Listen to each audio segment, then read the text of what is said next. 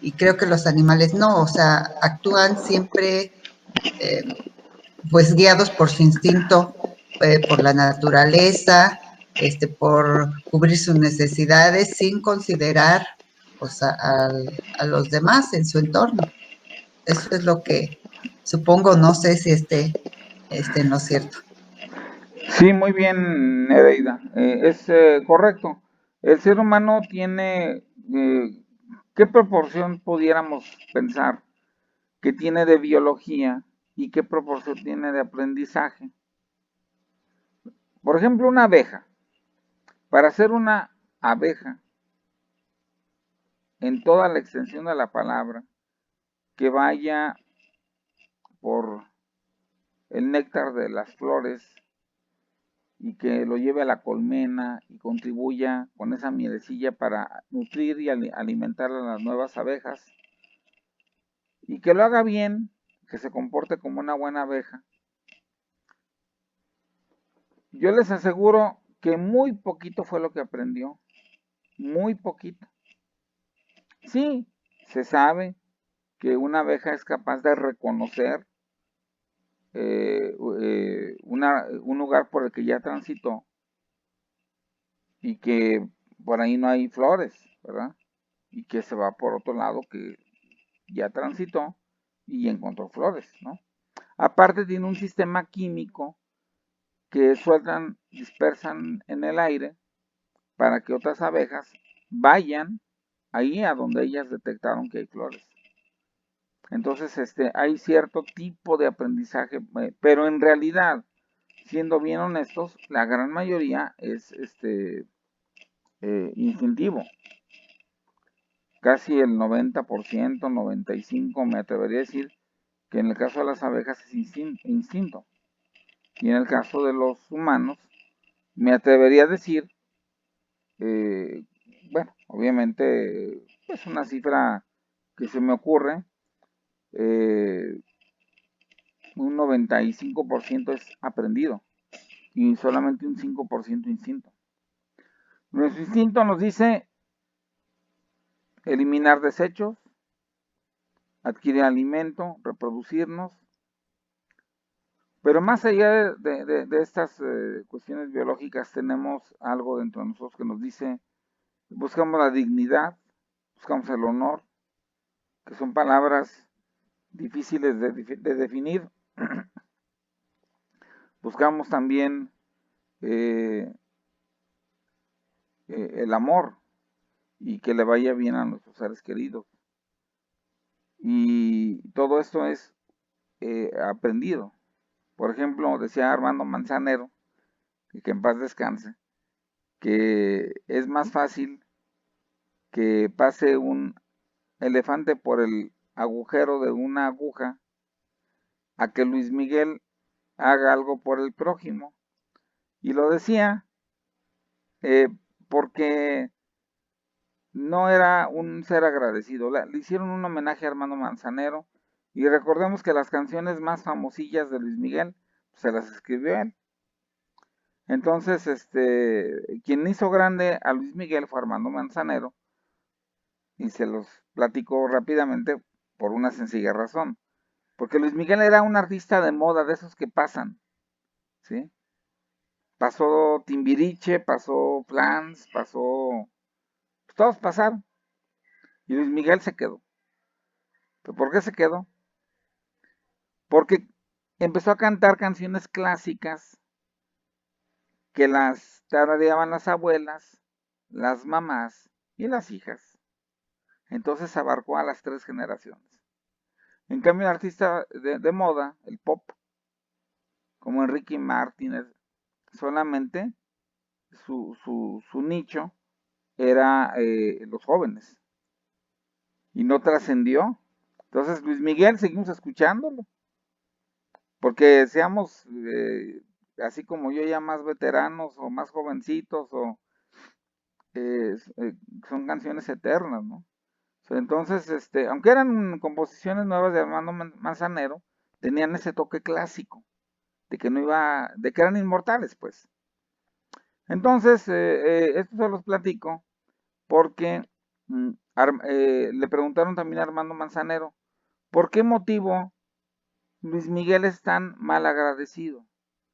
Pues ahí está Araceli Arámbula, la dejó embarazada de 2 niños. ¿Y cuándo se ocupó de ellos? ¿Sí? Entonces, Armando Manzanero contesta con mucha certeza, pues muy sencillo, porque eh, este señor Luis Miguel no tuvo el amor de sus padres, no tuvo el amor de sus abuelos. Y quien tiene el amor de sus padres y de sus abuelos, aprende y lo reproduce. Como él no tuvo ese amor de sus padres y de sus abuelos, como él no vio un papá unido con una mamá, como él vio a un papá que solamente lo quería explotar, para él, o sea, él aprendió, la vida es explotar, es sacarle jugo al otro, es no tener pareja, es no tener no tener un rol de padre, de proteger, de apoyar, de dar dinero, de ayudar, sino de ver qué le saco, ¿sí? Entonces, entendemos por qué Luis Miguel es así. Porque él aprendió, o más bien dicho, no aprendió a ser un buen esposo, un buen padre, y mucho menos un buen abuelo, ¿verdad? Y eso lo dijo Armando Manzanero, y le atinó, porque se aprende, o sea, el ser humano biológicamente está programado para tener una relación que lleve a tener un hijo, pero no está programado instintivamente para protegerlo, ni tampoco para darle su domingo, hacer la tarea con él, leerle un cuento en la noche, ¿no? Tienes que haberlo vivido tú para reproducirlo. Por eso vamos a lo mismo de cómo el ser humano tiene mucho mayor peso de tipo de aprendizaje que de tipo instintivo, ¿sí? Porque se sabe, por ejemplo, tenemos el instinto de comer. Pero ¿por qué razón los rusos, que tienen el mismo instinto de comer que nosotros, llegan a México y le hacen guacala a lo picoso? ¿Y por qué a nosotros nos gusta lo picoso? Porque alguien nos enseñó que sabía rico. Y nos acostumbramos hasta chillar con el chile, pero fue ya parte de una especie de tradición. Y entonces el ser humano tiene un peso tremendo de la tradición, de la cultura, de lo que aprende en la casa, de lo que aprende en el mundo, y es muy poquito el instinto, fíjense, porque tú vas a Estados Unidos, bueno, si vives allá muchos años, pues te gustan las hamburguesas. Claro, aquí en México ya también nos están gustando, porque también nos están desculturizando y al mismo tiempo aculturizando, ¿sí? O sea, nos están metiendo una cultura diferente, pero ese es otro rollo, ¿no? Entonces, sí, ¿qué pasa en el caso del maestro? Nos enseñaron hace 60 años al maestro con cariño. Eran frases célebres. Al maestro hay que llevarle su manzana diario, porque al maestro se le hacía su homenaje el 15 de mayo con el objetivo de reconocerle todo un año de esfuerzo. Es como el Día de las Madres, pero en este caso para los maestros, que se le reconocía. Pero ¿qué pasa ahora? ¿Qué pasa con el 15 de mayo ahora? Realmente quedó ya nada más el día como una tradición bonita, pero se nos está olvidando el trasfondo, o sea, es decir, todo lo que el maestro tiene que batallar durante todo un año. Y la otra pregunta es, ¿a quién le interesa devaluar, degradar, hacer menos al maestro? ¿Qué fuerzas están detrás destruyendo la imagen noble, bondadosa, de sacrificio y de apoyo por los demás de los maestros. A quién le interesa cambiar esa imagen?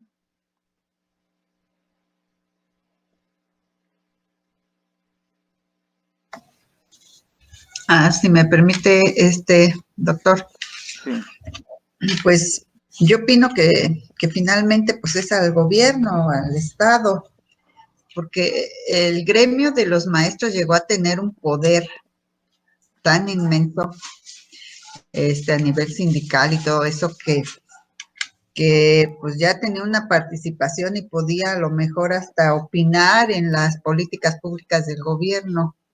Y ujú, yo digo, la campaña que se dio en contra de los maestros, pues ha venido desde muchos años, pero con las últimas reformas, este, que se dieron ya sea con Calderón y con Enrique Peña Nieto, pues fue totalmente acabarnos, sí, quitarnos todos nuestros derechos que a través de muchos años se habían obtenido.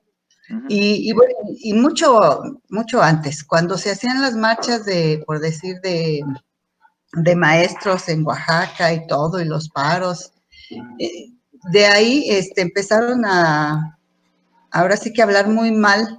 Si finalmente nosotros no todos estamos de acuerdo en esos movimientos, al final de cuentas de lo que se logre todos somos beneficiados. La mayoría de la población no sabe el trasfondo de las necesidades que ellos demandaban. Y sí, ahora, y pienso que de ahí se agarraron pues para crear una mala imagen del docente en general, y que ha sido muy difícil para nosotros recuperarnos porque nos tienen pues como que somos flojos, como que somos irresponsables, como que nos hemos beneficiado. Bueno, usted mismo lo dice todo en su libro, una radiografía muy, muy clara de lo que es el docente, ¿no? De la imagen que tenemos ante la población. Entonces, pues yo no digo, si el gobierno hubiera querido protegernos, pues hubiera actuado de otra manera, y al contrario, siento que apoyaron esas campañas de mala imagen hacia nosotros. Es sí mi... sí es correcto lo que indicas, pero no nada más, miren, aquí el detalle es que un fenómeno eh, nunca viene solo, sino que viene acompañado porque por ejemplo la propia Revolución Francesa parecería un fenómeno aislado. Alguien diría, pues el pueblo tuvo hambre y fue y mató a la gente que tenía comida y punto y aparte, ¿no? Y no es cierto. En la Revolución Francesa, si estudiamos un poquito el asunto, hubo una ola de enciclopedismo, se le llamó la era de la ilustración, de los famosos ilustrados, el siglo XVIII, también le llamaron el siglo de Voltaire, donde se predicaba la tolerancia, la igualdad. Montesquieu habló de que el poder servía al pueblo y que tenía que tener otro poder que le evitara excederse. Entonces, debería de haber tres poderes autónomos para que se autorregularan entre sí y no hubiera despotismo. Todo esto lo dijeron grandes intelectuales y fue permeando a la masa. Tan es así que permeó a nuestro líder patrio de aquí de México, don Miguel Hidalgo, era lector de Voltaire, era lector de los Ilustrados. Entonces, no es una coincidencia que él sacrificara su vida en aras de la libertad, de ser, porque por si ustedes no lo saben, en esa época de la colonia, España se llevaba el aceite de oliva cultivado en México, o sea, la vid, la aceituna y todo eso, los vinos, se los llevaban a España, los etiquetaban en España y nos los revendían a México a lo cuádruple, cuando que eran productos de México. que también esa fue la bronca que hubo en Estados Unidos en las primeras 13 colonias. Ellos plantaban el té, se lo vendían al rey Jorge V de Inglaterra, y el rey Jorge V les revendía el té a lo cuádruple. Entonces ellos decían, pues, ¿qué onda?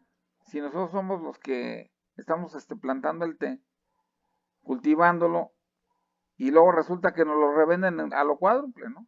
La misma historia pasaba en la Nueva España, en la Nueva Granada, bueno, en todas las regiones, en las 4 grandes divisiones que hubo del Imperio Español de esa época. Entonces dijeron, hasta aquí, lo que producimos nosotros es de nosotros, y por eso se dio la Guerra de Independencia. La Revolución Francesa no se dio nada más por darse. Hubo un adoctrinamiento de las clases bajas, porque anteriormente el clero, su función era mantener a las clases bajas, diciéndoles que los reyes estaban ahí por derecho divino. Entonces, las clases bajas estaban dominadas y controladas por el clero, pero llegó un momento en el cual empezaron a independizar su pensamiento. Y coincide con una hambruna, porque en el año de 1788, un año antes de la Revolución Francesa, casi no llueve en Francia. Se pierden los cultivos, viene una hambruna, se junta la hambruna, se junta con el malestar social, se junta con la era de la Ilustración, que se permeó a través de panfletos que eran de una hojita y que se imprimían rapidísimo y se distribuían rapidísimo en Francia, a diferencia de un libro, que es mucho más, era muchísimo más costoso, etcétera. Y todo esto se junta y crea la toma de la Bastilla el 14 de julio de 1789. En francés, le 14 juillet de 1789. Pero no fue un fenómeno por la hambruna, fue un fenómeno multicausal, ¿sí? Igual que la independencia de México, igual que la independencia de Estados Unidos, fueron muchos factores. Porque, por ejemplo, cuando los colonos de las primeras regiones habitadas por el Imperio Británico en lo que ahora es Estados Unidos, le reclamaron al rey, el rey los mandó a azotar, ¿sí? Entonces, creció la indignación, o sea, si nuestro rey es para que nos escuche, para que sea bondadoso, ¿cómo nos manda a azotar?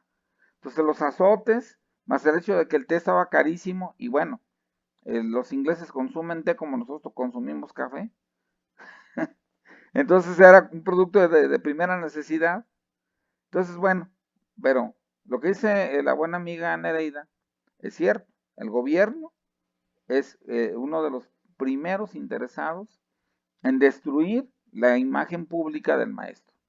Entonces, cada vez menos, porque ya lo logró, ya se quedó esa semillita sembrada en la mente de la gente de que el maestro es abusador, de que el maestro tiene privilegios, de que el maestro gana mucho dinero, de que el maestro se siente y no hace nada. Y ahí está la película esa de donde nos pusieron como campeones a los maestros. No recuerdo el nombre, pero seguramente usted sí.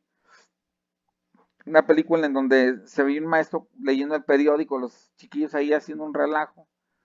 Eh, Primero mexicanos o mexicanos primero, no sé, me acuerdo muy bien cómo estaba el asunto, pero ponían al maestro, por ejemplo, sacaban estadísticas de que éramos el último país en educación, y eso no es cierto. El norteamericano común no conoce dónde queda el Caribe, no conoce dónde queda el Golfo Pérsico. Ronald Reagan, cuando le dijeron este, eh, que sí iba a haber problemas con la invasión de Kuwait, no sé si fue Bush padre, creo que fue Bush padre, Le dijeron que sí iban a tener problemas allá en la zona del Golfo Pérsico y él dijo, sí, vamos a checar muy bien lo que está ocurriendo en el Caribe. Piensa nomás, o sea, no se ve ni geografía el presidente de Estados Unidos. O sea, la cultura general del americano, norteamericano, como lo digo con todo respeto, digo, no todos. Claro que hay gente que es muy sabia, pues como en todo, ¿no? Pero en general es muy baja, muy pobre. ¿Sí? El mexicano, al contrario, es muy culto. Pero, pues, quieren destruir al maestro, pues tienen que decir que no lo somos, ¿no? Había un fenómeno de manipulación de masas a través de la televisión, con 24 horas, con Jacobo Zabludovsky, que era de un ser de origen judío, y los judíos siempre están prestándose a la cuestión propagandística porque están ganando prebendas, ventajas, y tienen inclusive el hospital israelí, tienen el colegio israelí, o sea, ellos todo tienen mucho privilegio en México. Son dueños de Aceros Monterrey, son dueños de Vitro, bueno, ¿de qué no son dueños los judíos? ¿Sí? Pero mejor ni les platico porque se espantan. Pero bueno, en esa época de adoctrinamiento, el mexicano hacía caso a lo que decía Jacob Zabludovsky, era como la ley, y era el que te orientaba. Ocurrió un suceso en el mundo y él te decía, miren, es por acá. Y tú decías, no, no es por acá, no, es por acá. Lo dijo Jacob Zabludovsky.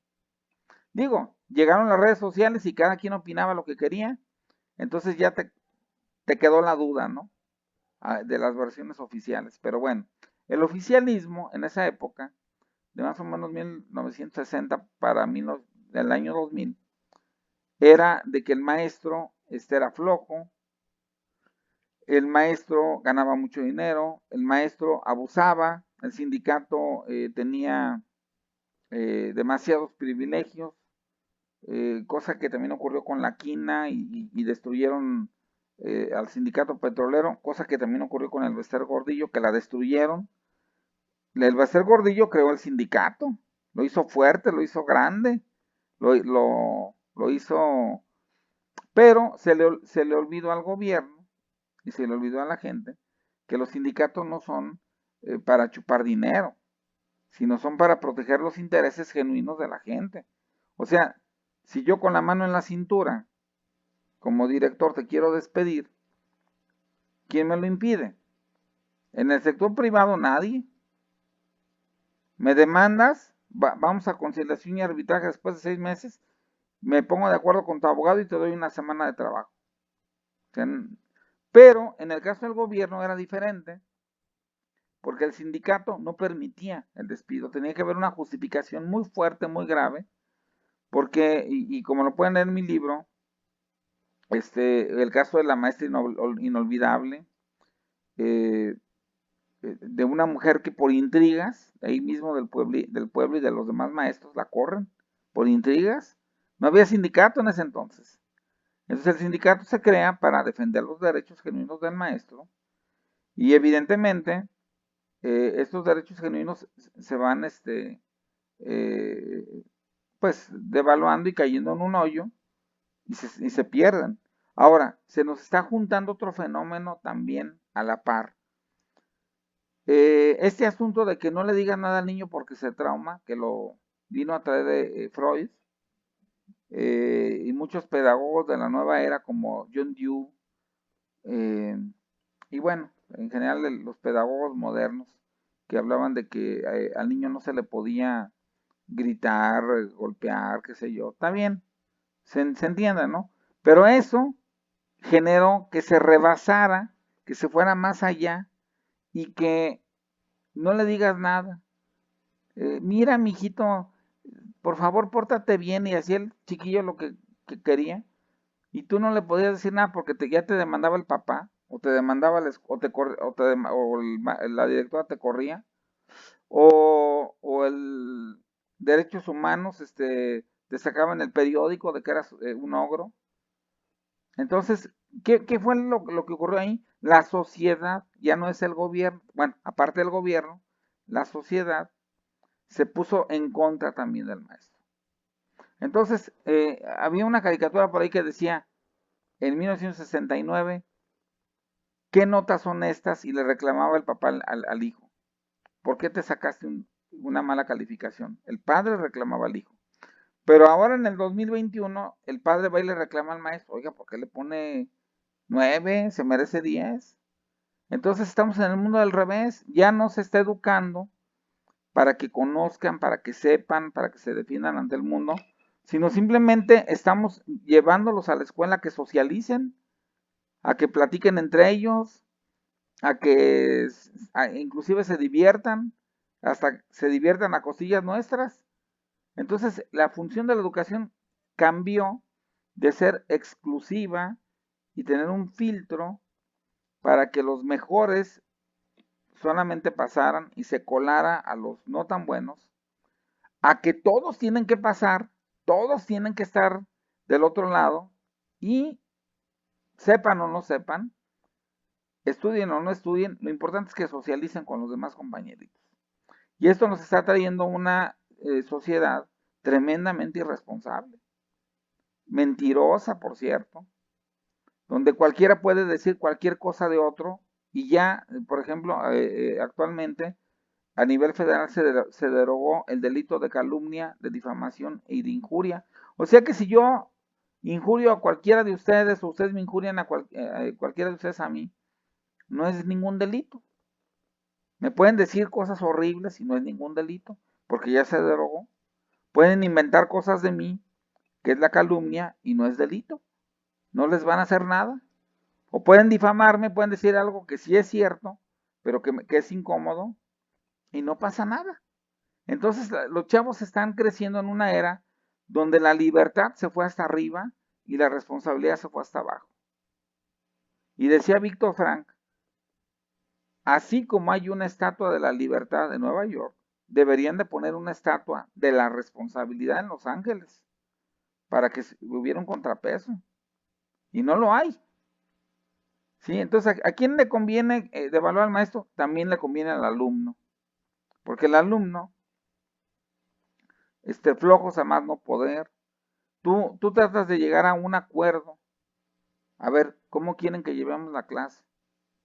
Y entonces, tú les dices que valga 50% el examen y ellos se dicen, que valga un 10%, maestro. Y tú, ¿cómo que un 10%? Sí, que sean trabajos y que sean en equipo. Y entonces tú les pides, bueno, pero que sea un buen trabajo, eso, lo otro. Y te hacen una tontería de trabajo y es que usted no nos aclaró exactamente cómo lo quería. Y siempre la ley del menor esfuerzo, el copiar y pegar. Entonces estamos realmente en una muy fuerte crisis. Y aquí la materia de gestión pues habla precisamente de cómo podemos ser buenos directivos, porque es de lo que habla la materia y los temas que vamos a tratar. ¿Cómo podemos ser buenos directivos bajo estas, valga la redundancia del término, bajo estas directrices, bajo estos nuevos cánones que no son nuevos para ustedes, porque ya tienen 20 años padeciendo, y yo tengo 33 años padeciendo esta situación? Yo entré a la preparatoria oficial, el alumno sentado derechito, todos viéndome, atentos. Yo fui a Cuba en el 2011 y me asomé a una clase, no me llevó nadie, no hubo manipulación, y todos los alumnos observando y escribiendo lo que decía el maestro. Díganme si eso ocurre en México. A ver, contéstame, Alejandro. ¿Cómo ves? ¿Qué tal, doctor? Buen Hola, día. buen día, Alejandro. Una disculpa, fui tantito la verdad, fui al sanitario, me perdí, No, no, pues me perdí poquito. también yo voy a veces, pues, no hay Sí, bronca. perdón, ¿verdad? No, Sí, Digo, doctor, no, si gusta. no, no, es que no sabía si estabas. No, no me percaté. No, no era. es que apagué tantito la cámara Ajá. para salir poquito, la verdad. No, no, no, no, no hay bronca. No fue por eso. No, no va por ahí. O sea, mi idea era ir rolando las participaciones, porque ya van dos que participan Nereida. Pero tú tranquilo. no hay bronca. Yo también voy a ir al baño ahorita porque estoy tomando mucho café y me van a disculpar. Así que no hay problema. A ver, es Zoraida. Sí, gracias, doctor. Sí, pues efectivamente, como usted menciona, ya el control hacia los jóvenes es muy complicado. Hace años el docente fungía todavía como una autoridad, si no a la par, enseguida del padre de familia, ¿no? Hace años todavía nos tocó, bueno, en lo particular, que un maestro te podía poner un castigo, no llevaste tarea, hincado al fondo del salón. Yo recuerdo todavía esos castigos que hasta todavía, y pues finalmente uno era de la forma en que atendías, cuidado con que le llevaras a la mamá una queja o a los papás, todavía los papás, iban con el maestro, le decían, usted tiene todo el derecho, autoridad de poder, llamarle la atención a mi hijo y finalmente pues uno atendía de esa manera, quizás no la correcta, ¿verdad? Como usted menciona, dicen ahora los pedagogos, no era la forma, pero atendía uno y se lograba el objetivo. Y en la actualidad hay tantos problemas ya sociales, tantos pues problemas en la familia, los derechos humanos que ahora defienden tanto a todo mundo, ¿verdad? Pero de alguna forma quizá ya sobrepasan esa línea y ya no es tanto defenderlos, sino apoyarlos en todas las pues malas conductas. Ahora es complicado porque si tú estás en un salón de clase, pones reglas y esto, y muchas veces no las atienden los alumnos. Además, usted también comentaba en su libro, ¿no? Son aulas ahora de 50 jóvenes que todavía, pues es muy complicado, o sea, no tenemos todavía un alumnado adecuado de 30, de 25, quizá, no, son grupos grandes con problemas muy fuertes donde no es posible muchas veces controlarlos a todos porque cada uno pues tiene su personalidad diferente, su forma de ser, y en la mayoría de los casos pues hay muchos jóvenes que solo se dedican al relajo, van a la escuela a eso, a conocer amigos, a hacerse de la novia, y lo último que quieren es estudiar o poner atención en una clase. Entonces sí está complicado finalmente el panorama que ahora se vive. Gracias. Sí, muy bien, Zoraida. Es correcto. ¿Quién más me gusta participar a partir de lo que estuve indicándoles? Porque hablé bastante. Maestro. Adelante. Sí. Adelante. ¿Quién iba a hablar? ¿Manuel o no sé quién? No me fijé bien. Yo, pero habló la compañera primero, pero si gusta primero la compañera. Si me da permiso, Nereida, te doy la palabra a ti, Manuel, porque trato de que sea más variado y ya van dos Ok. participaciones de Nereida. Con todo Eh, respeto lo digo, para que sea sí, más sí. variado. Ajá. Fíjese que yo estaba viendo a es un empresario Sí, mexicano. Me llamó mucho la atención desde donde lo que usted nos estaba diciendo, desde dónde viene nuestra, ¿cómo se le llama? Nuestro acondicionamiento, porque ese es eso. Desde qué perspectiva viene el acondicionamiento que nos tienen? Desde una sí, televisión que nos enseñan hasta, hasta la forma de decir. Recuerdo que decía la maestra Yolanda, decía, en Cortázar, Ángel León Torres es el jefe porque era el patrón, era el que tenía las tierras, era el terrateniente. El acondicionamiento que tus mismos abuelos y tu familia te decían, no, no, no, tienes que trabajar con el patrón porque él es el que nos paga y nos da, y respétalo. Decía el investigador, algo que me llamó la atención, para poder cambiar estructuralmente la cultura y las formas que nos han enseñado desde niños, primero tienes que quitar a Televisa y a TV Azteca. ¿Por qué?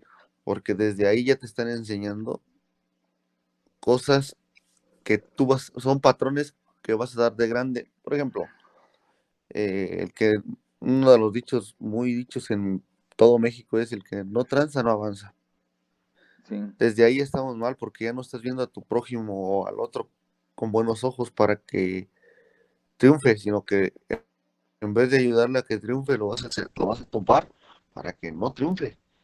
Y muchas veces no es nada más el que triunfe, es que cómo va a estar mejor él que yo. Por eso lo claro, hacemos. Entonces, desde ahí ya estábamos cambiando la perspectiva del alumno y desde nosotros, el docente, con una simple palabra le puedes destruir la vida al alumno. Con una simple situación le puedes ayudar a transformar. Por ejemplo, algo que decía una frase que dice, échale ganas. Todo el mexicano lo dice, pero es una frase muy... La empecé a buscar porque me llamó la atención por qué dijo eso. Y sí es una frase muy, muy trillada. Mexicano, si tú le dices échale ganas, es como que eres un tonto, ¿no? Esfuérzate más, pienso. O eres un tonto en lo que estás haciendo. Entonces, desde ahí ya lo estamos denigrando a cualquier persona que le digas eso, de échale ganas. Y dije, su mecha no lo había puesto así. Y por ejemplo, grandes personajes como por ejemplo, como dice usted, que han escrito libros y eso, ya no te dicen ese tipo de frases. Gerentes o jefes, que ya cambió esa estructura, que ya brincó, no te dicen esa frase. No te dicen frases como échale ganas, o frases de el que no tranza no avanza, o el chinga de adelante porque el de atrás te viene fregando. Ya no te dicen esas frases, te dicen otras frases estructurales como que potencializan el aprendizaje, como date el tiempo de leer, date el tiempo de hacer las situaciones, genera tiempo para que hagas estructuras. Y me he quedado sorprendido en ese aspecto porque, por ejemplo, en mis alumnos les empecé a decir esa frase, generes en el tiempo para leer ujú, y generes en esto. Y dice una mamá, me dijo, ¿por qué no les dice que les echen ganas, maestro? Creo que esa frase les va a ayudar más. Y le dije, no, es que estoy trabajando en otras cosas que no le puedo decir esa frase. Obvio, no le voy a explicar a la mamá que no tiene estudio, que no le puedo decir esa frase. Pero hasta nosotros mismos, yo recuerdo cuando estaba en la escuela, y es cierto, a mí me tocó todavía de los maestros que me daban regalos en las manos y me ponían en el sol con un libro y arriba de botes de chiles. Y a mí me tocó. Entonces, cómo la estructuración ha ido cambiando. Sí, también tiene que ver mucho los nuevos como Simón Freud, como Piaget, como Bandura, que nos han enseñado muchas cosas. Por ejemplo, Bandura nos dice con el muñeco bobo que aprendemos a través de la imitación. Entonces, si mamá está viendo una novela donde está esperando que el príncipe morado baje y la salve, pues no. ¿Cómo le vamos a meter a una niña que en vez de que vea que va a venir el príncipe morado para salvarla, mejor que se ponga a estudiar para que ella no esté esperanzada de una persona para salvarla, sino que al contrario, que encuentre a alguien con sus mismos sueños para poder cambiar el mundo y no estructuralmente que la salven, porque eso es lo que nos han enseñado. Ahora con la nueva tipología de las narconovelas, pues pum, no, es algo también radical porque dices, ahora le están enseñando al niño que si no se mete en el narco no va a poder tener una camioneta del año y no va a poder traer algo bueno. Entonces, ¿cómo le estamos cambiando la estructuración mental a un niño? Y no nos damos, y la mayoría de las personas dicen, deja que vea la Reina del Sur, o deja que vea la Rosario Tijeras. Yo, la verdad, todo ese tipo de cosas, por ejemplo, en mi casa no se ve TV Azteca ni Telerisa.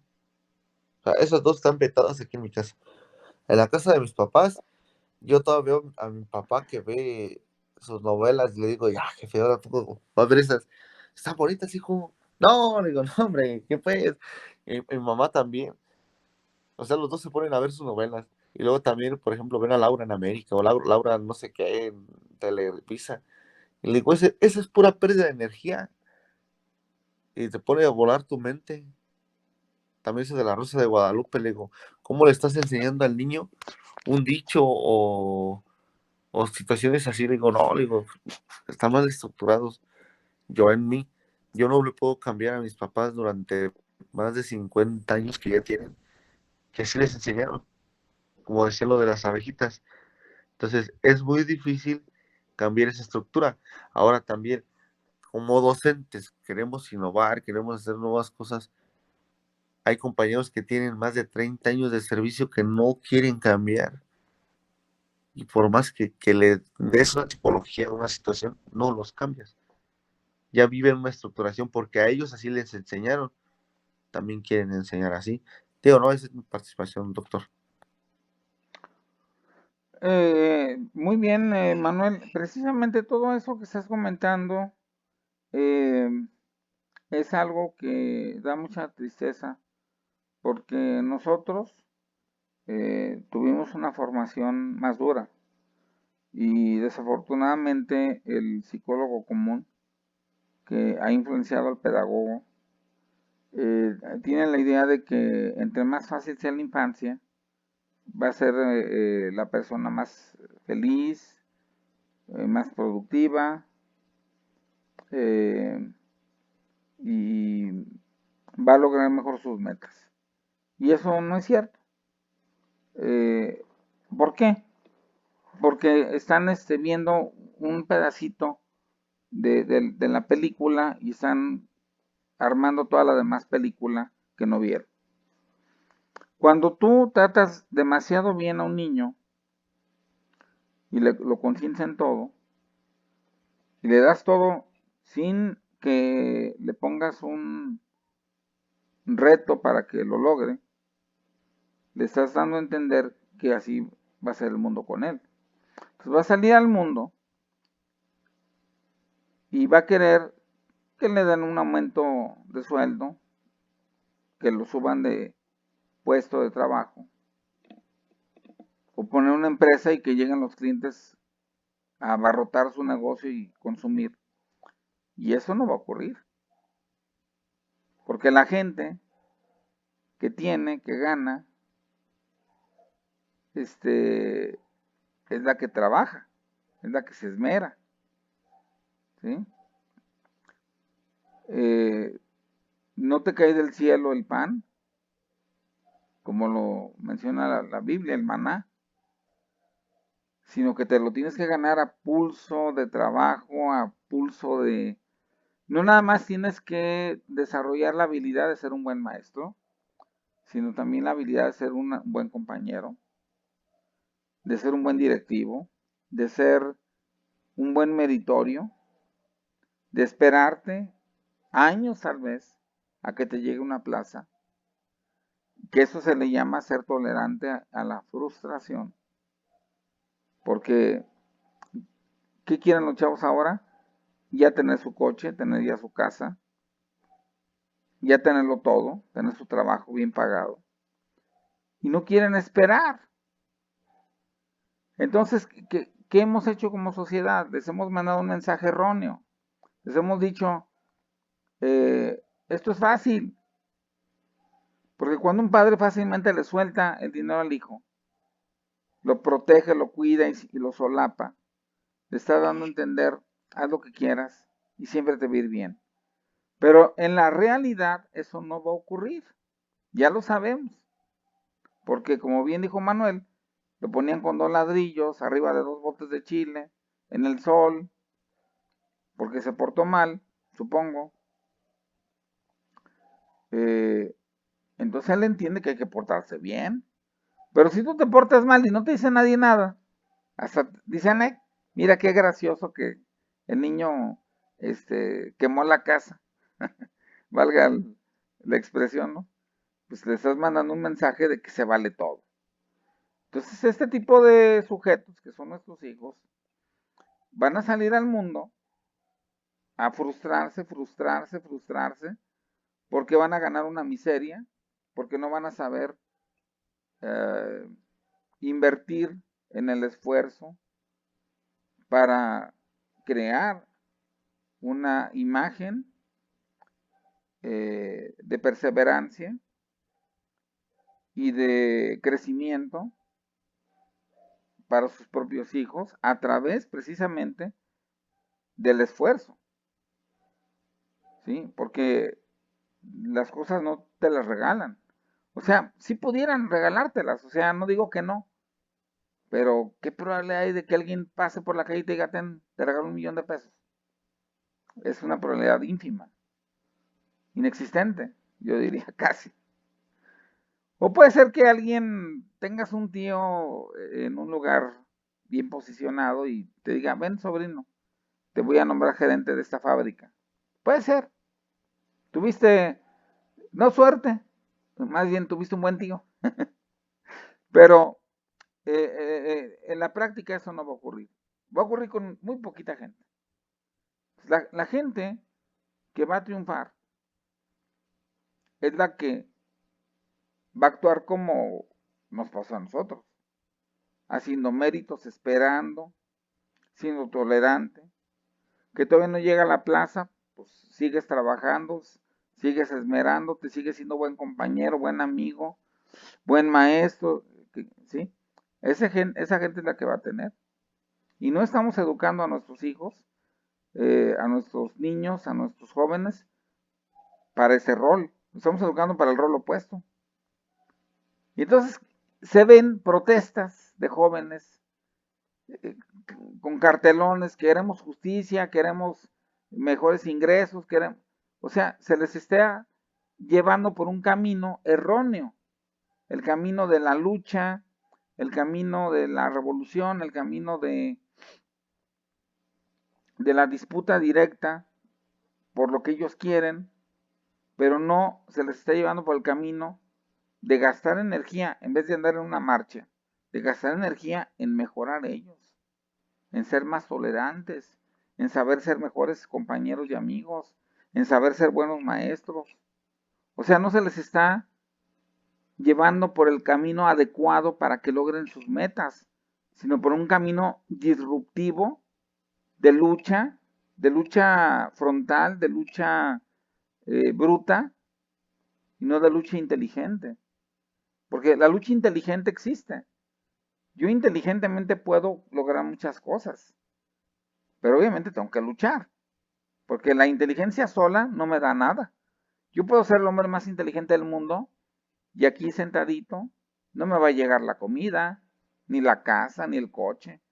Tengo que usar esa inteligencia, ¿verdad? Pero vámonos al caso contrario. No tengo inteligencia, no la desarrollé porque me hicieron creer que no la necesitaba. Me voy a una marcha a exigir mis derechos con una pancarta y me meten a la cárcel, me avientan gas lacrimógeno y obviamente pues eso no es lo que yo busco. Entonces vamos a creer seres frustrados durante mucho tiempo y gente que además las condiciones que están imperando en el país no dan para más, ¿eh? Gente con menos recursos que sus padres. Sus padres tuvieron un trabajo más bien estable, más cómodo, ellos no se van a jubilar, les van a dar una miseria con las afores. Si trabajaron nomás 5 años y les dieron 1,000 pesos de afores, esa es su jubilación. O sea, cada vez está peor el escenario socioeconómico para los jóvenes y cada vez los jóvenes creen que se merecen todo. Y eso es como el Titanic derechito al iceberg, ¿no creen? A ver, ¿qué opinan de todo este rollo que nos aventamos?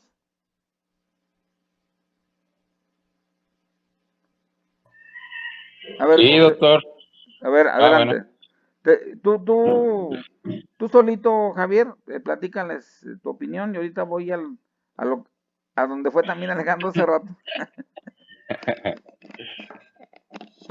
Sí, bueno, bueno, aquí con el permiso de mi buen Javier, la realidad es que desafortunadamente, digo, ahorita a nosotros aquí en la escuela nos toca vivir, atender a los jóvenes por la reprobación y se dan cuenta de que finalmente la pandemia no se les puede acreditar nada más por ser escritos, Entonces, cabe muy bien con lo que está diciendo aquí el doctor Luis Felipe, ¿no? O sea, la juventud está viviendo otra visión a lo que la vida se van a enfrentar, ¿no? En ese sentido. Entonces, los jóvenes, desafortunadamente, están creyendo que la vida es una burbuja, cuando en realidad nos enfrentamos a una realidad que es compleja, ¿no? Pero ahí son varias vertientes que visualiza un servidor. Yo, por ejemplo, también siento que también es una etapa formativa de los chavos. O sea, a mí la realidad es que sí, de repente hay un desánimo porque sí hay mucha irresponsabilidad de los jóvenes, pero también considero que cuando platico con ellos, sí hay una etapa de que como que les cae el 20 y de alguna manera yo digo que la vida los va a evaluar y que llegan diferentes etapas de madurez. Entonces, en algún momento, o bueno, yo me visualizo en mi etapa de estudiante, de que cometí muchos errores y los sigo cometiendo, pero sí la madurez te va llevando a tomar diferentes decisiones y el aprendizaje, ¿no? Las herramientas, el bagaje de experiencias que te va dando la vida, te va dando diferentes. Ahora sí que nadie aprende en experiencia ajena. O sea, cuando la vida ya te va dando los estirones, uno le va cayendo el 20 y dices, no, no es por aquí, es por acá. Entonces, sí tenemos gran culpa nosotros como padres de familia con los estudiantes, más sin embargo también sí soy mucho de reconocer cuando un joven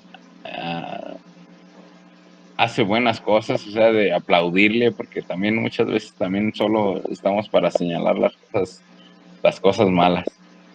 Entonces, en ese sentido, esa sería mi aportación, doctor. Me perdí un pedacito por lo que ustedes ya saben, pero en efecto, estamos ante una sociedad crítica, donde la crítica se convierte en casi la ley, y eso es muy malo porque anteriormente el que criticaba sin fundamentos, pues no, nadie lo tomaba en cuenta, o el que criticaba con fundamentos, pues lo acataban. Pero nuestra sociedad ahora se basa en opiniones, y las clases también. A ver, ¿tú qué opinas de esto? ¿Tú qué opinas de aquello? ¿Tú qué opinas? Entonces el autor, el que sabe, o el experto, pues se queda en un segundo plano, y queda en un primer plano el que opina. Y esa idea se la está llevando el estudiante al mundo. Entonces cree que lo que él opine está bien. Y vemos ejemplos de que en un pueblito de aquí de México, si no mal recuerdo de Chiapas, opinan que no es buena la vacuna contra el COVID. Y entonces alguien opinó eso y otro opinó igual. Y total que ya dijeron, el presidente municipal dijo, aquí no va a entrar la vacuna. ¿Por qué? Porque ya opinamos todos que no queremos la vacuna. Fíjense nomás. Y esto no es una sorpresa. O sea, se miraba ya que venía. ¿Por qué? Porque si se le da peso a cualquier persona, decía Sócrates en sus, bueno, Platón, porque Sócrates no escribió nada, pero en una parte del Critón decía Platón, poniendo a hablar a Sócrates, claro, que si yo quiero que me den una opinión sobre cuánto debe de medir una edificación para que no se caiga, le pregunto a cualquier persona que vaya pasando o le pregunto a un arquitecto. Entonces decía, le contestaban a Sócrates, no, pues le preguntamos a un arquitecto. Ok, si yo quiero saber cómo evitar que un barco se hunda, ¿a quién le pregunto? A un ingeniero naval, o el equivalente que había en Grecia, pues, a un ingeniero, a un conocedor de temas de barcos, o a alguien que vaya pasando, no, pues a un ingeniero naval. Si yo quiero saber cómo lograr que una calle empedrada dure mucho tiempo y no se salgan las piedras y puedan durar bastante, ¿a quién le pregunto? ¿A un experto en pisos o a alguien que vaya pasando? Y obviamente la respuesta era pues a un experto en pisos, no al que vaya pasando. Y entonces decía, la gran pregunta que venía era, ¿y a quién le tengo que preguntar sobre quién debe de gobernarnos? Entonces le contestaba a la persona, ahí sí, al que vaya pasando. Porque la política no puede ser de un experto. Digo, hay expertos en política, que es otra cosa. Pero a todos nos interesa y todos tenemos una opinión sobre si está haciendo un buen o un mal papel un gobernante. Y ahí todos somos parejos en opinión. Ahí no hay una opinión que tenga más peso ni menos peso. Tan es así que no hay un voto que valga doble. Ah, como tú eres licenciado, tu voto vale doble. Como tú eres bachiller, tu voto vale 1, ¿no? ¿Verdad? Valen igualito. ¿Por qué? Porque en cuestión de elección, a todos nos interesa lo mismo y todos opinamos lo mismo. Bueno, cosas diferentes, pero vale lo mismo nuestra opinión. Donde no vale lo mismo nuestra opinión es cuando se trata de una técnica o de una ciencia específica, porque entonces ahí mi opinión no vale, o vale muy poco, ¿sí? Por ejemplo, veía una película de chiste, digamos, cómica, donde un ingeniero nuclear diseñaba una ojiva, un cohete, y llegaba el mandatario y decía, es que le falta como que pico para que se vea más imponente la ojiva nuclear y el cohete. Y le decía el otro, es que si lo hacemos más en pico, vamos a generar que se desvíe y que no se controle. Y decía él, yo quiero que se vea en pico para que se vea más impresionante. Y le decía el ingeniero, no, es que tiene que ser así, con una forma como casi de huevo, no tan afilada, porque se pierde control, se gana mayor velocidad, por supuesto, porque hay menos oposición al aire, pero se pierde estabilidad. Por eso los aviones tienden como una bola en la punta, no tienen un pico. Entonces, pero fíjense, una persona que no sabía del tema estaba opinando con otra que sí sabía del tema. Y es un chiste, pues, es una película graciosa. El gobernante quería que se mirara muy apantallador el cohete para intimidar a los vecinos o qué sé yo. Pero, ¿quién debe de opinar? Pues el que sabe. Pero hemos enseñado a nuestra juventud a que cualquier opinión debe de ser respetada, aunque, por ejemplo, si yo tengo un problema de que se me está tirando el agua, le pregunto a mi esposa cómo arreglarlo, o le pregunto a un fontanero o a un plomero. ¿A quién le pregunto? O le pregunto, claro, a decir mi esposa, oye, pregúntame, para que pues, me sienta yo también bien, de que, digamos, incluida, ¿no? Digo, en ese sentido sí, pero no en el sentido de que, no, yo creo que vamos a dejar de beber agua, cierra todas las llaves de paso y ya, se acabó el problema. Pues no, hay que tener un fontanero que selle pero yo no sé de eso, el que sabe es el fontanero. Entonces, nuestra juventud actual está creciendo con la idea de que la opinionitis, que es una enfermedad que todos hemos adquirido últimamente, vale, ¿sí? Y eso es malo porque cualquier persona opina de cualquier cosa, ¿no? Entonces, no va por ahí el construir una sociedad que sea mejor, que haya especialistas a los que consultemos en temas específicos, porque ya todo el mundo quiera saber de todo, o pretende saber de todo. Y también ese es otro gran problema que hemos heredado a la generación que viene, la opinionitis, aparte de la falta de respeto hacia el maestro, que es la misma falta de respeto hacia el padre. Porque el padre opinaba algo y ya era la ley hace muchos años, ¿no? Ay, y no le contradigas a tu papá, ¿no? La mamá era la que espantaba al hijo, ¿no? No, ni le digas nada a tu papá porque ya está bien enojado. Pero ahora, no, ve y dile, o sea, ahora al revés, o sea, o el papá, ve y reclámale a tu mamá. O sea, se acabó el rol de autoridad. Y como bien dijo Armando Manzanero, si Luis Miguel no aprendió eso de sus padres, pues ¿cómo lo va? Si su padre lo explotaba, pues ¿cómo va a querer a un hijo? Si su padre no le importó buscar a su esposa, que se perdió, no sé si la mandó a matar, pues ¿qué le importa a Luis Miguel tener una pareja de por vida, no? O sea, se aprende, ¿sí? Entonces estamos nosotros enseñándoles a nuestros hijos que no hay autoridad en la casa y que por lo tanto no hay autoridad en la escuela. O sea, se me hace a mí muy obvio lo que está ocurriendo. Es una crisis social tremenda y no, ahorita es la punta del iceberg. Se viene un problema tremendo, socialmente hablando. Cuando las grandes masas que creen que se merecen todo, vean que no les da nada, va a haber una revolución, va a haber una crisis.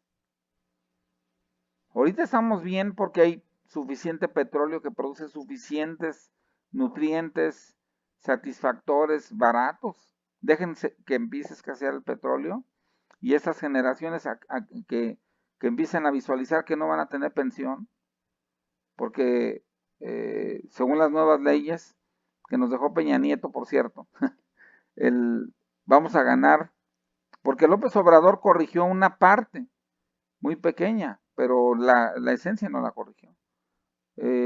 Por ejemplo, si el día de hoy me jubilo, yo me jubilo con mi sueldo, con el sueldo al 100%.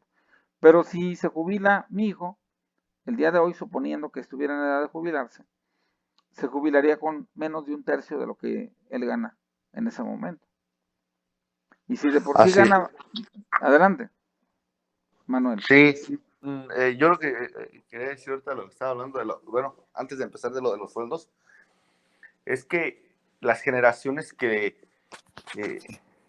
están viniendo, y digo están viniendo y porque yo soy parte de esa generación, con mis hijos, es que no les enseñamos a pescar, les damos el pescados.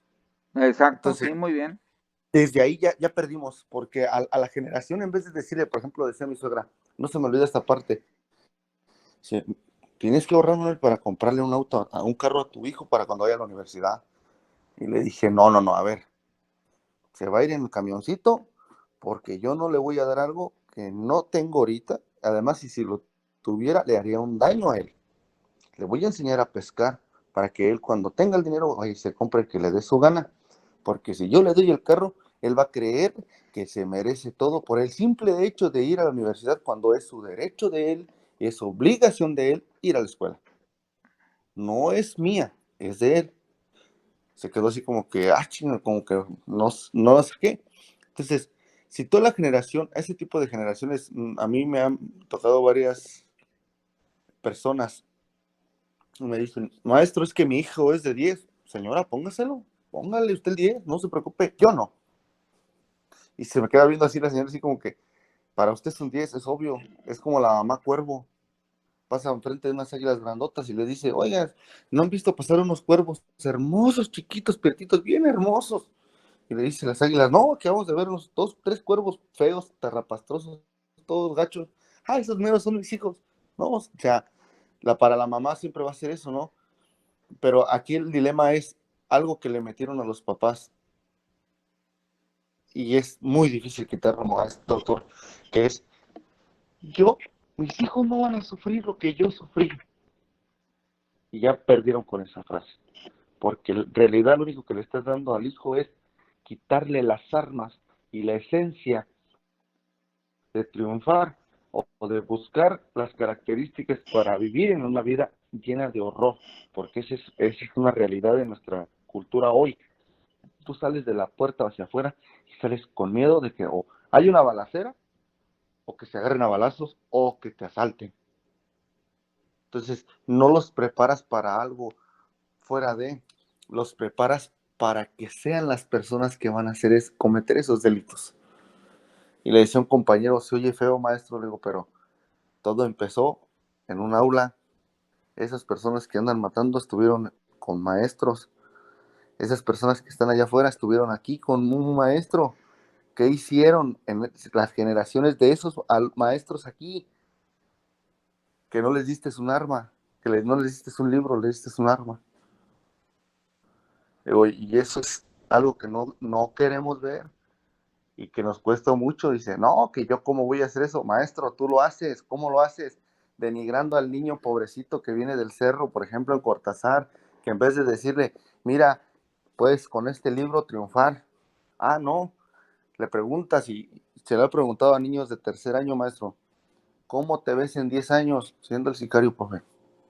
Siendo el vendedor, siendo esto, y dices tú, espérate, tranquilo, no te vayas tan allá. Entonces, ¿cómo es eso lo que ven ellos? Por ejemplo, vamos a ir más allá todavía. Yo le ponía de ejemplo, y se lo puse en la escuela a varios papás, les mostré una manzana y les dije, ¿qué significa esto para ustedes? Muchos papás dijeron, es el pecado. Ah, chingada, yo miré la manzana y le dije, ¿dónde está el pecado? ¿Qué? ¿Por qué? Y dice, sí, es que la iglesia dice que es el pecado porque la manzana es el fruto que le dio a Eva a Adán. Y yo, órale, bueno, qué bueno. Le digo, pero si se han fijado en algo muy literal, porque le digo, es la marca más grande de computación, que es Apple. Le digo, en la mayoría de las cosas de conocimiento o de tecnología avanzada está esto. ¿Por qué estará? ¿Alguien se ha preguntado de eso? Y solamente un papá, obvio un papá que era un licenciado de no sé qué, era el encargado de aquí de Soriana, dijo, no es eso, profe, no es lo que dijo la señora, dijo, es el conocimiento. Dije, órale, qué bien que lo entendió. Y dice, ¿por qué dio esa referencia? Le dije, porque de acuerdo a tu contexto y a tus creencias y a tus dogmas, vas a contestar lo que vas a ver. Si a tu niño lo llenas de dogmas y le haces creer que toda su vida tiene razón, va a crecer con eso. Entonces, cuando tú le muestres la manzana, aunque sea el conocimiento, y le digas, míralo, aquí está, no lo va a ver, porque no está preparado para verlo. Está preparado para lo que tú le enseñaste. Porque el primer conocimiento empieza en casa y el segundo es la aula. Y me atrevo a decir que hoy en día el primero es la aula porque es donde hay más situaciones que pueden ayudarle al alumno por la diversidad cultural que nos ha rebasado en violencia. Y para muchos es ir a la escuela para salir de esa violencia familiar, donde ya la estructura familiar ha cambiado, ya no es papá, mamá y hermanos, ahora es la esposa de mi papá, la esposa de mi mamá y mis hermanos. Entonces, desde ahí ya cambiamos lo que usted dijo, la familia, porque no nada más lo vemos con Luis Miguel a grandes rasgos, sino lo podemos ver hasta en el aula cuando llega, oye, ¿y tu papá? Es que ya se fue con otra señora. Entonces, esa parte es,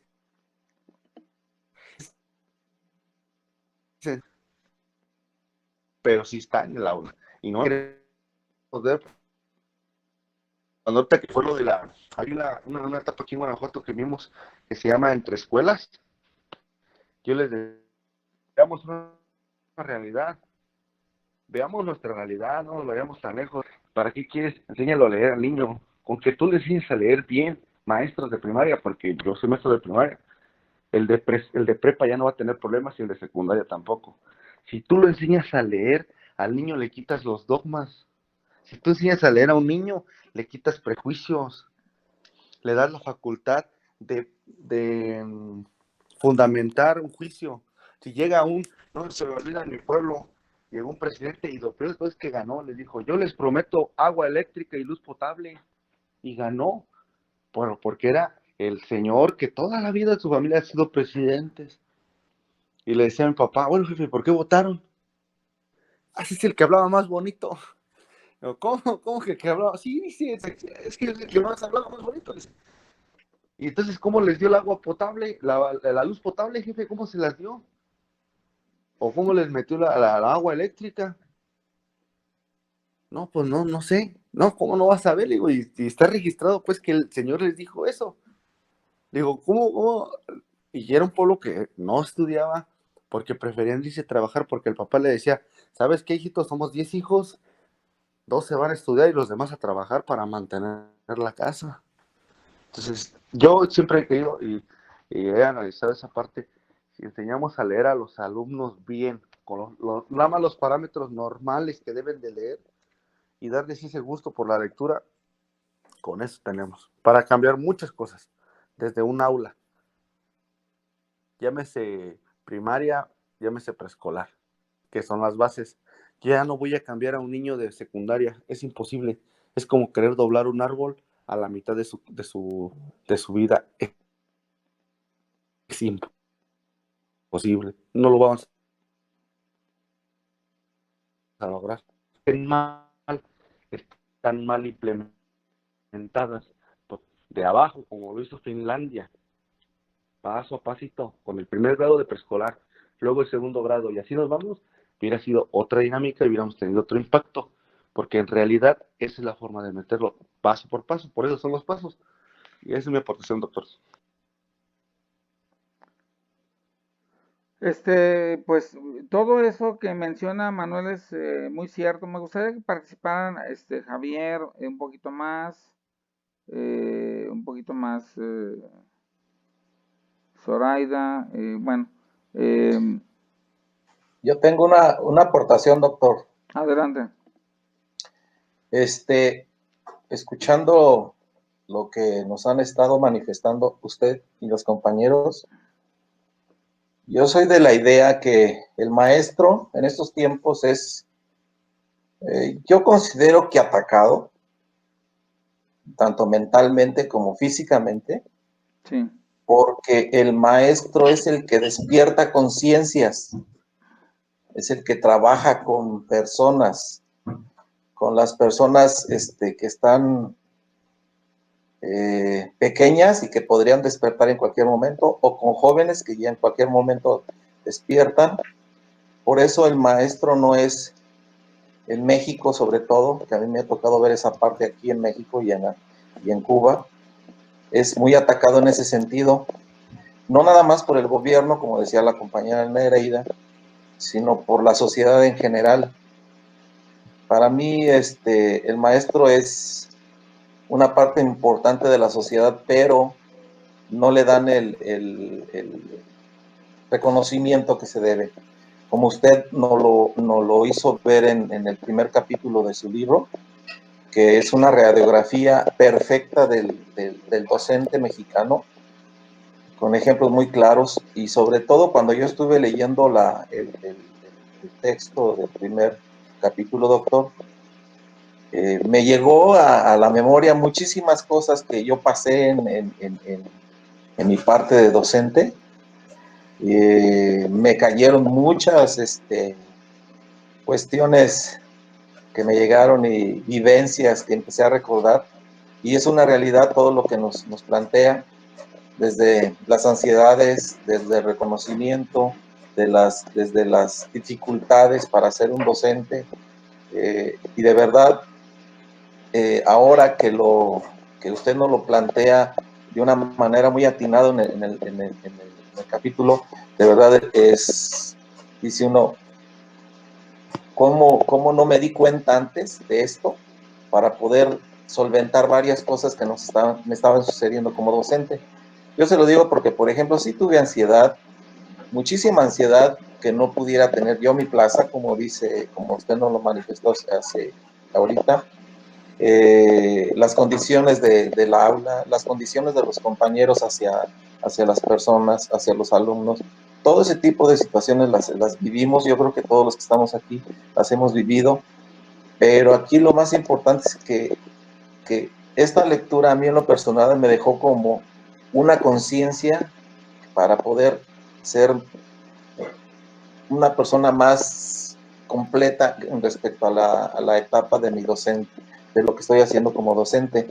Y de verdad yo siento que el docente está muy devaluado en México, muy devaluado, no, por toda la sociedad, no digo específicamente el gobierno, por toda la sociedad, y eso nos ha causado de que tengamos muchos problemas, que los alumnos no tengan la capacidad o lleven los conocimientos, porque muchos de los docentes, muchos de nosotros no ponemos al 100% todos los conocimientos para ellos, y ahí un ejemplo que Manuel nos dio perfectamente muchos ejemplos de ellos.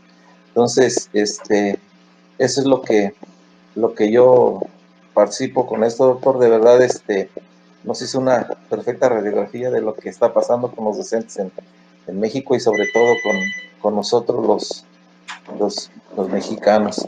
Y me llamó mucho la atención, doctor, en el texto, que los motivos para el logro de ello, usted nos los dice que muy claramente, que son dos motivos muy importantes.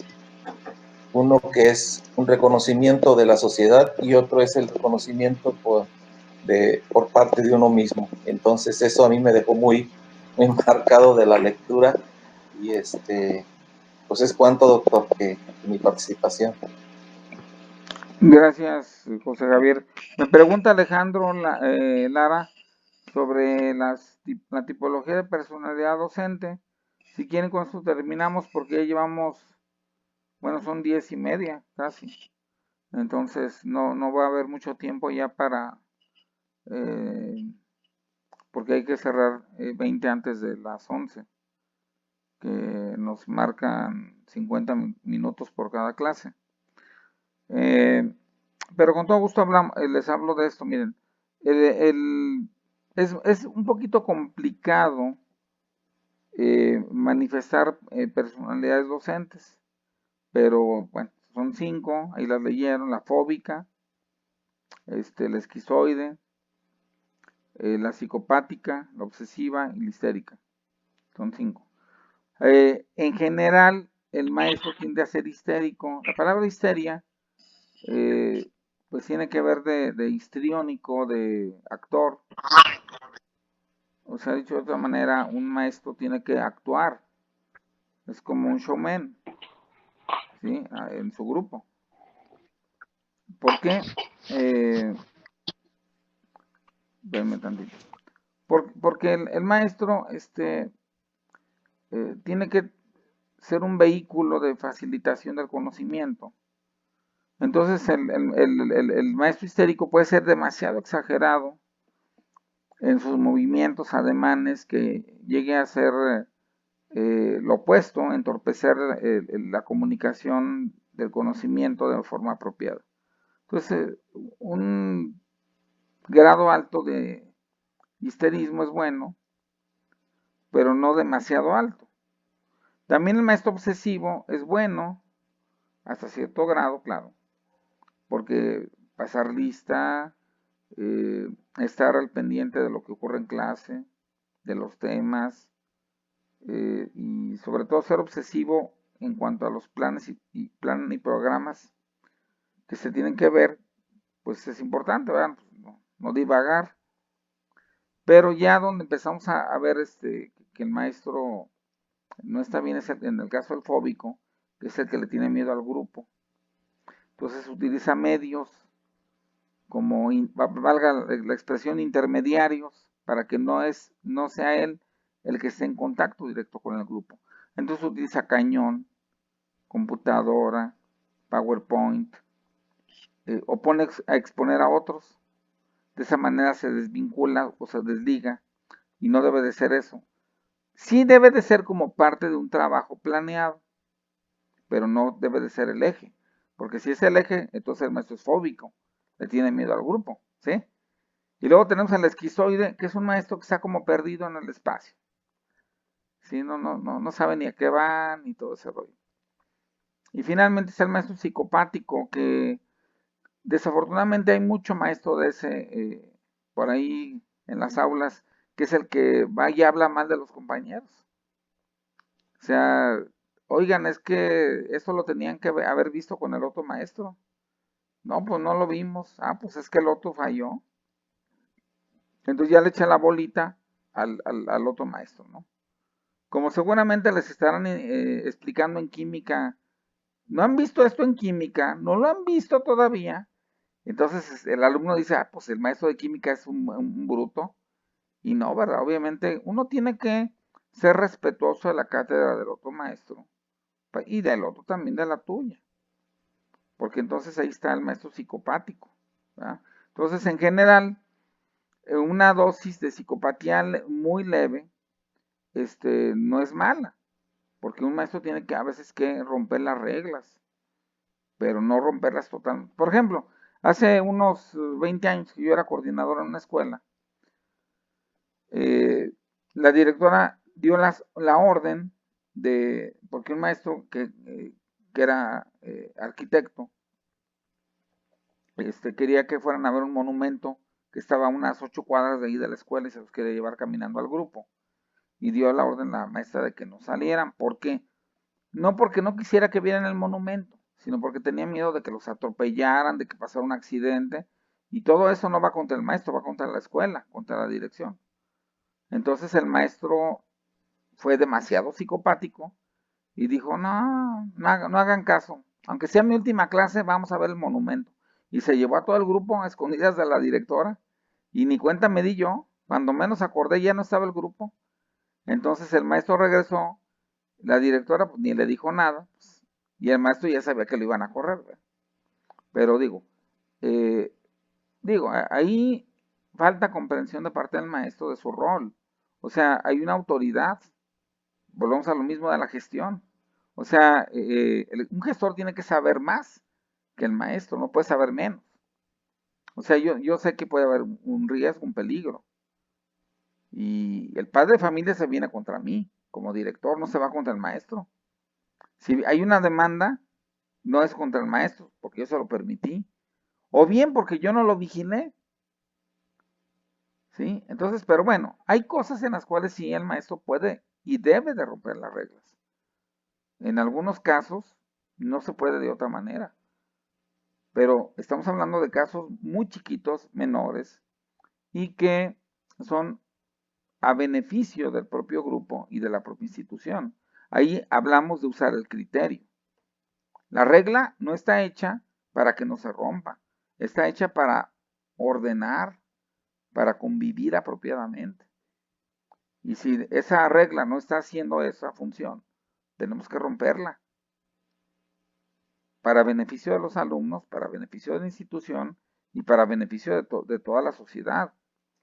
Sí, pero esos serán casos muy esporádicos y sí se tiene que dialogar, porque yo no puedo saber si romper esa regla es malo o bueno. Tengo que dialogarlo, porque 2 cabezas piensan más que una y 3 más que 2, ¿verdad?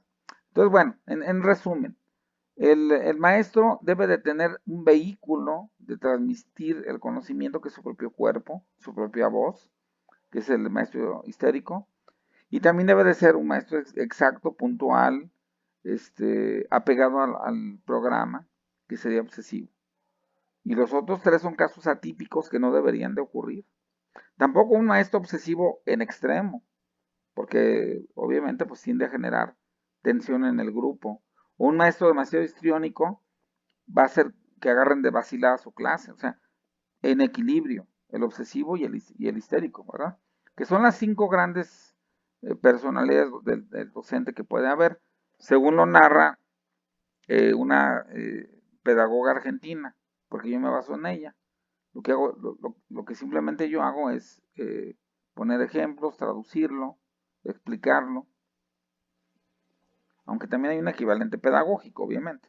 Pero pues, bueno, parece que la terminología psicológica queda más clara, ¿no? Pero no sé si contesté, buen amigo Alejandro. Sí, doctor, exactamente. Sí, más que nada, a mí cuando estaba leyendo esa parte del capítulo de las personalidades del docente, se viene también la lucha de los demonios, ¿no? De los demonios que traemos cada docente en la forma de llevar a cabo las clases. Sí, Entonces, por eso era que la pregunta de que tocara el tema, a mí se me hace muy, muy relevante en el sentido de, desde cómo llegamos al salón de clase. Finalmente, nuestra parte, ahora sí que cuando habla también de la parte de que si somos, de que si no nos cansamos, yo visualizo el actuar docente de alguna manera muchas veces en nivel medio superior para tomar la atención de los jóvenes. De alguna manera uno la tiene que ser un poco hasta de actor. Entonces, físicamente, nuestras gesticulaciones hablan mucho del cómo queremos transmitir el conocimiento. sí. Entonces, toda esa parte de las personalidades del docente, yo creo que sí tienen que ver mucho.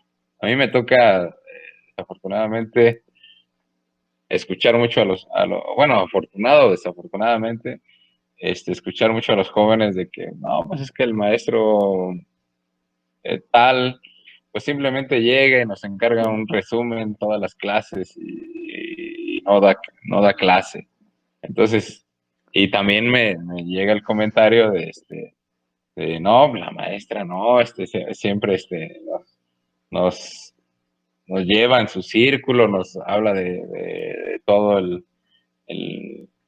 actúa de alguna manera y nos envuelve en el tema y cosas de eso. Entonces, a ese tipo de personalidades es al que me llevó esa parte del capítulo de las personalidades.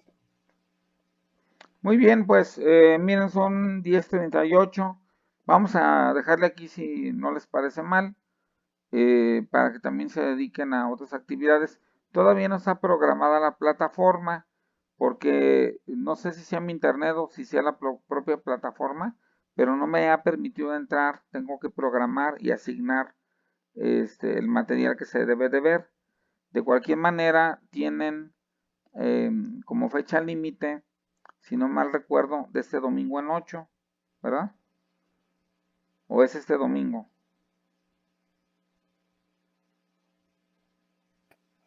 Cada domingo Pues cada tenemos semana es cada domingo. Pero es cuando se tiene la clase luego, o hasta una semana después. No, sí. Por ejemplo, Luego, perdón, son 3 actividades a la semana Sí, sí, ya y sé. se supone que tenemos para subirla el siguiente domingo. No este, Bueno, sino que no sigue. mañana, mañana en 8. Ok. Bueno, entonces déjenme ver si ya me abre la plataforma para hacer la programación. Y ya si tiene alguien alguna duda de que no esté bien programado algo, que la fecha no esté bien, pues me mandan un inbox por el WhatsApp y con todo gusto lo corrijo. De mi parte, pues sería todo. Les mando un abrazo con mucho cariño. Son 10:40, estamos exactamente en el tiempo que tenemos que estar. Los invito a continuar en el doctorado. Ya falta menos. Y al rato, como agua que pasa, se va a ir y hasta lo van a extrañar y van a decir, ay, mis clases de los sábados los voy a extrañar. Pero va a pasar, porque es una etapa y, y a mí me pasó que yo decía, pues, ¿cuándo se va a acabar ese doctorado? Y cuando yo estudiaba, me refiero. Y acabó y dije, pues ya se me fue mi era bonita de charla, de plática, de escucha, de todo este rollo, ¿no? Entonces, sigan en este camino, no desistan. se están creando muchísimas universidades con doctorado, entonces va a haber mucho trabajo para ustedes, tarde que temprano. La sociedad está creciendo, está formando doctores y también está necesitando doctores que formen doctores. Así que es una buena inversión la que están haciendo en muchos sentidos. Así que no desistan, les mando un abrazo con mucho cariño. Cualquier cosa, estoy aquí en la orden. Si yo me entero de cualquier anomalía como ocurrió en su momento, que les iban a dar una materia que no era, con todo gusto se los aviso. Y y bueno, pues estamos para servir. Les mando un abrazo con cariño y pues un feliz fin de semana. Abrazos y que tengan mucha suerte. Hasta luego. Igualmente, doctor. Igualmente para todos, compañeros. Cuídense mucho. Gracias. Hasta Hasta luego. luego. Buen fin de semana a todos.